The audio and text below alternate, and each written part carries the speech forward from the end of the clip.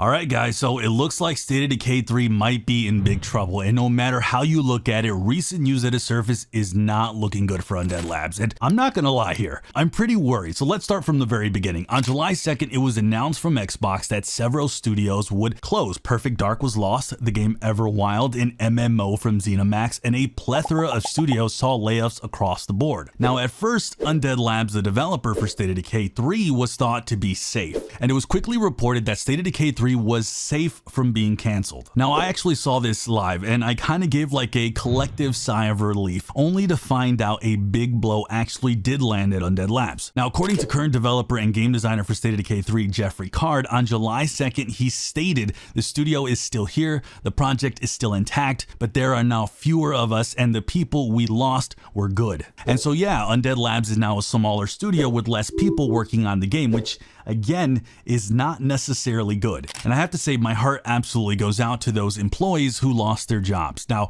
let me go ahead and provide more context on how this is not good, and I think I figured out what this kind of means as far as State of Decay 3's release in the short term and in the long term. And with that, I found a video doing my research for this video from Philip Holt, studio head at Undead Labs, where he talks about how big Undead Labs is. Take a listen to this.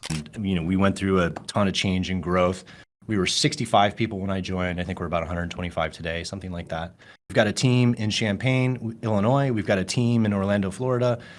So much talent. We've got a number of employees in other states. I think we operate in something like 7 states now. And so we're a coastal company. Now the reason I'm giving you this information is because there is random reports on how many people Undead Labs lost. Now that video I showed you was at the end of 2023, and I had actually heard that they were even bigger than that and got as big as 140 employees. And as of this past week, I've heard they could be potentially as low as 80. Now I don't know if any of that is true, and I can't find any evidence, and I don't actually think that's the case, but don't take that to the bank either way. But what I did find was information on my own evidence. I can confirm they at least lost more than a dozen, and I think personally I counted close to about 20. Now I could be wrong on this, but if that's true, they are maybe down to 100 employees based on what Philip Holt said. Anyways, why is any of this important? Why am I telling you all this? And the reason that is because the number one question I have had is, how does this actually affect development of the game? And the second biggest question I have is, what does this mean as far as actually, a release date? When could we actually see State of Decay 3? And well, honestly guys, putting it simply, this necessarily doesn't mean it's going to help the game release anytime soon or release in a better state. With that, I ended up kind of going down a rabbit hole to find more about the employees that were let go. Were they actually vital to the process of developing the game, or what exactly were their roles? Now keep in mind, I am not a developer, and I'm gonna be frank, I am not the smartest guy in any room, period. I'll be the first to admit that I am not that sharp. So I can absolutely be off about what I'm analyzing, but as I started researching, I noticed a few trends and some of the people that were laid off. And the first thing that I really saw immediately was, and this was exactly on July 2nd, was that they actually got rid of the entire marketing / social media team, which let me tell you, that is very, very telling. And I'm going to tell you why later in this video, but I thought, okay, maybe that was it, right? Well, as I started to keep going through this, oh boy, these were people who were probably doing, some of the other developers that were let go were probably doing some really important work. And I'm going to go ahead and flash some of the employees here up on the screen. And feel free, if you're a gaming studio out there watching this, go ahead and check out these awesome individuals on LinkedIn.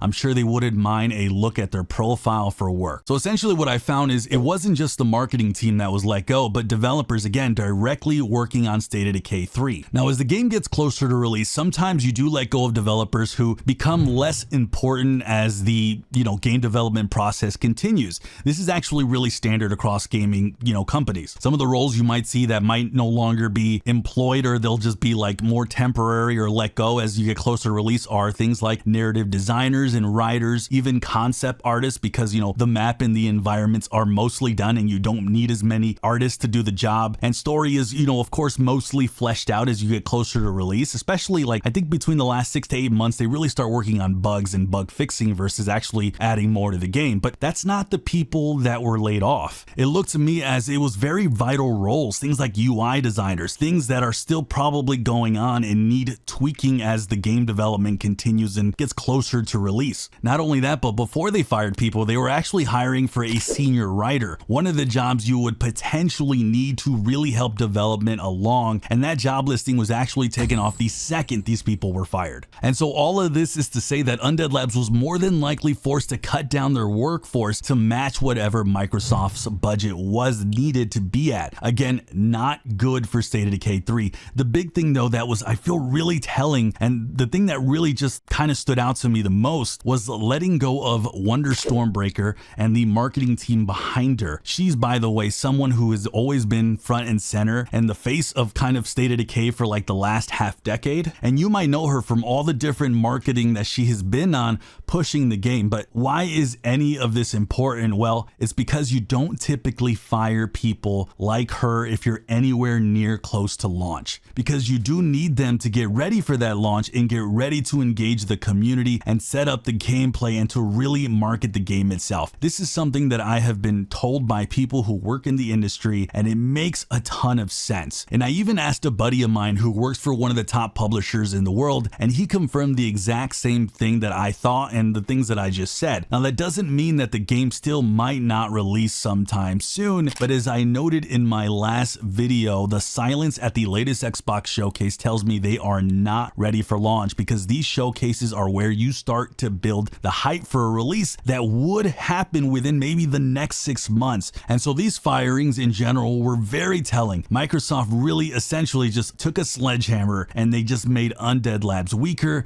and in a more vulnerable position going forward. And as I noted earlier, other studios were closed down. So it is very possible State of Decay 3 doesn't, if they don't hit their development milestones, they could pull the plug on this game, and well, they just fired some people who would have helped that along. So my goodness, it is something that has me worried. Now, I won't dive deep into this next segment, but I want to give you a potential thought as to why Microsoft has done this. Besides, the fact that more than likely they were just trying to free up money for their AI ambitions, but specifically why they chose Undead Labs, why I think maybe they chose Undead Labs to kind of cut down on their workforce. Now, in 2022, there was a detailed report of sexism in the workplace and, the place being toxic. And in this Kotaku article, they did highlight deadlines were missed and the fact that the workplace itself was kind of, like, put it bluntly, it was really chaotic. Then mixed in with the fact that we saw that first trailer back in 2020, which means they worked somewhat working on it back then. And I've seen reports myself of the game being worked on as early as at least in pre-production, in that pre-production concept phases going all the way back to 2019.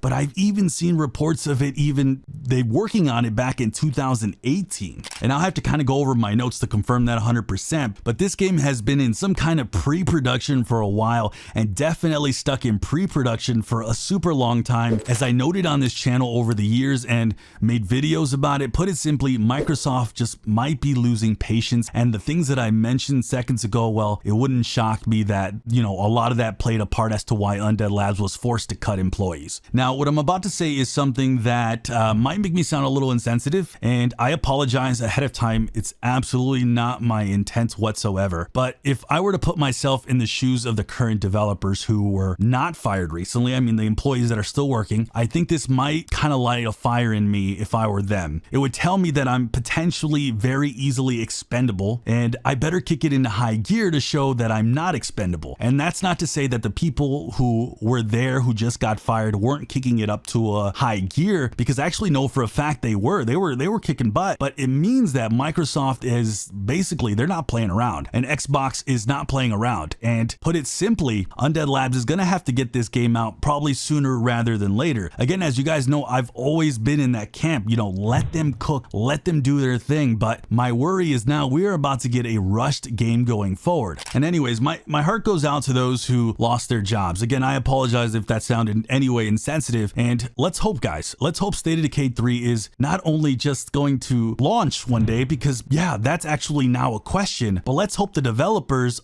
who are still there can do an awesome job, because truthfully, my excitement has slightly dwindled, to say the least.